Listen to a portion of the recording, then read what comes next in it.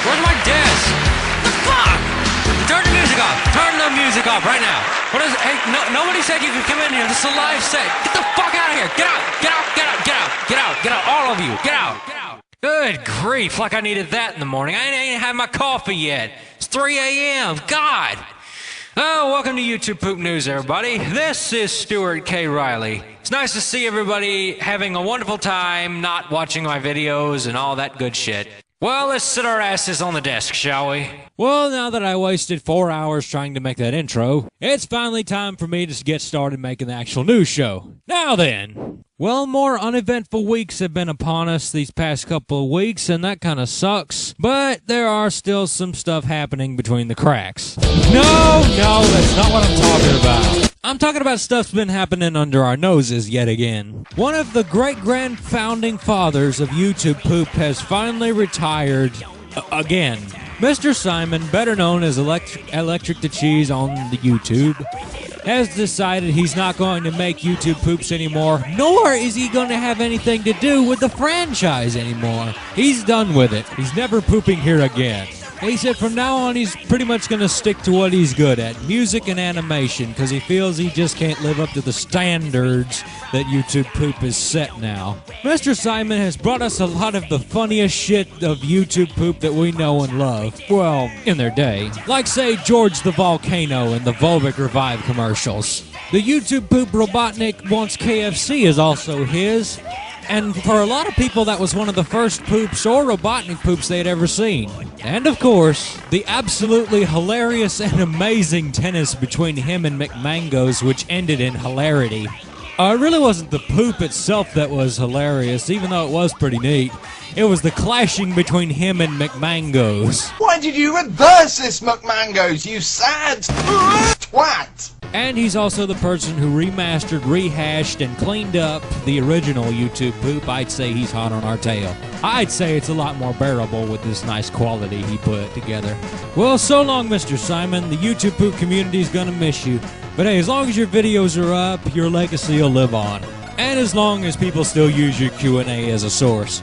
I hope that's okay with you. No. Okay, you don't have to get all, While we're on the subject of older poopers and older sources and old stuff like that, let's talk about an old source, old as dirt. Older than CDI, even. Yep, good old Super Mario World. Now I know what you're thinking. That dadgummit, Stu, the Bagel and Mama Luigi jokes run that source into the ground. Why are you mentioning that again? Oh, shut up. You know it's a good source. Well, what I'm talking about isn't so much the source itself, but where it came from. So let's talk serious a minute. When you first started pooping, or when you started pooping Super Mario World or whatever, or when you started looking for the darn Super Mario World episodes, where did you go? Where did you find them? Where did everybody else tell you they were?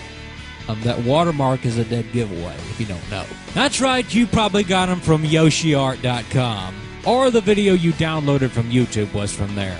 Most of the videos on there had about mediocre to low quality, but it was just enough that it was poopable. Now the thing was, only half of the videos on YoshiArt.com were usable because the other ones were such shit quality that they weren't fit to poop. Until now. Just a few months ago, it seems that YoshiArt has updated the links to a whole bunch of their videos, so now all the shit quality Super Mario World videos are way better quality than they were. At first, they were 320 by 240, 25 frames per second, and very shit VHS rip. Now, it looks to be a DVD rip, and it's 640 by 480, and it's very nice, very vibrant. I mean, it's not HD, but it's very nice. And they've done this to all the low-quality links, and up them up with brand new uploads of just really nice quality Mario World episodes. And that's not the only episodes that got this treatment. They also redid a lot of their Super Mario Super Show links. So a lot of the ones they had up before are high quality as well. Now, why is all this so cool? Well, it's WMV, a high quality WMV. So all you gotta do is just click, download, and poop. No searching through YouTube to make sure you got the most high quality one. No waiting on it to download and then convert. just downloading poop. I don't know about you guys, but I think this is really cool. Because kids will be back to downloading shit from Yoshi Art again, and it won't get that bad rep as the low-quality Mario shit like it always had, like Coolback Gamers has. There's only one thing that bothers me about these DVD rips, and it's mostly on the Super Show and on Super Mario 3, which Yoshi Art doesn't have the Mario 3 ones. It's still in shit quality. But I just wanted to bring this up. I noticed on the DVD rips they changed a lot of the music on the episodes. This may not have... In fact, I know this won't really matter in YouTube poop, but it just bothers me. See, a lot of the Mario Super Shows and the Mario 3 episodes used to have licensed music on them, and apparently to cut down on costs, they got rid of it and just replaced it with generic tracks. You don't know what I'm talking about? I'll show you. This is the VHS version of the Mario Super Show episode, Mario's Magic Carpet. This is from a tape that I actually own. Why don't you come with me, little girl, on the magic carpet ride? See there, that's the Magic Carpet Ride. Everybody knows that song. Now here's the DVD. See?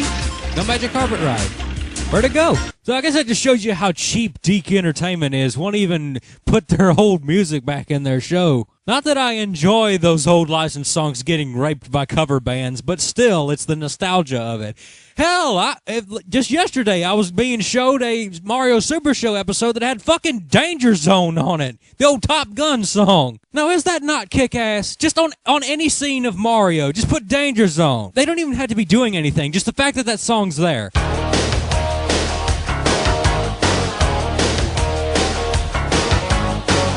Now, does that not make the show 10 times better? Also, I'm aware with a little pitch shifting that sounds like...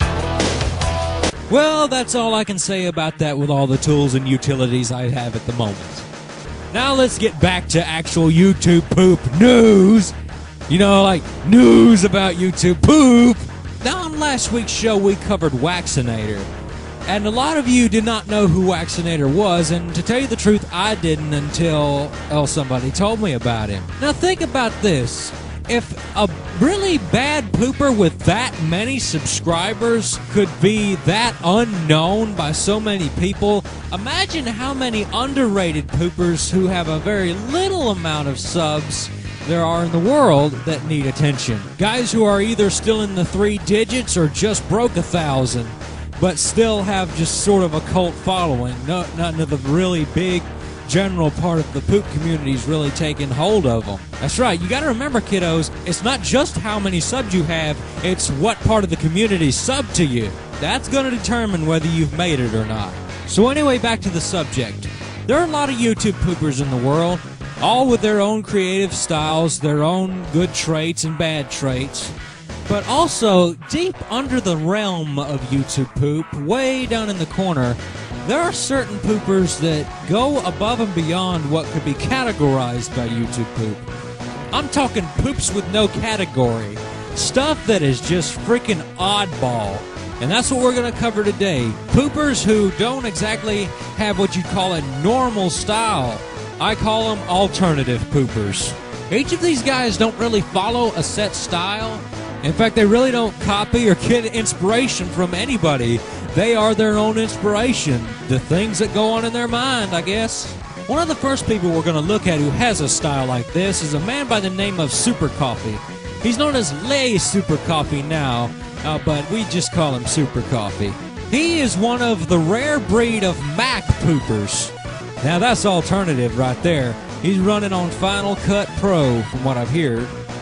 Listen, I'm Hoskins. I heard he used Mac. Now, recently, he's mostly been doing tennises, but he tries to put his style in there, too. His big claim to fame are his crazy collabs, like the microgame collab and the quarter-second collab he's got going on right now. Check that out while you watch this. Get the fuck down. I'd like a hot number 2 to go. I need to take a piss. Hey, that's smart! Yeah! And done. And one for the Pope. One day, making a fast half from the prairie of Crab, came a north-going zest, and it happened that both of them came to a place where they... Bonkers.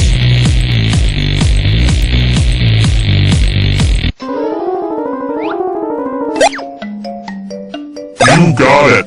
Yes! No! Yes! Got it. Excellent. Got it. So yeah, Super Coffee's got a little bit of everything for everyone. If you like raping colors, he's got that. If you like visuals, he's got that. If you like slapstick jokes, he's got that. I love the Pope joke a lot. So yeah. And be sure to go on his channel and watch the video Fairy Rave. I thought I had downloaded it, but I guess I didn't. So go on his channel, watch Fairy Rave.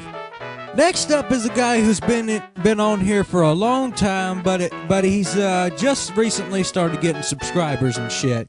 His name is Daniel Radcliffe 777. He's probably the best example of pooper with no style. He's got everything everywhere. Also country music. Enjoy!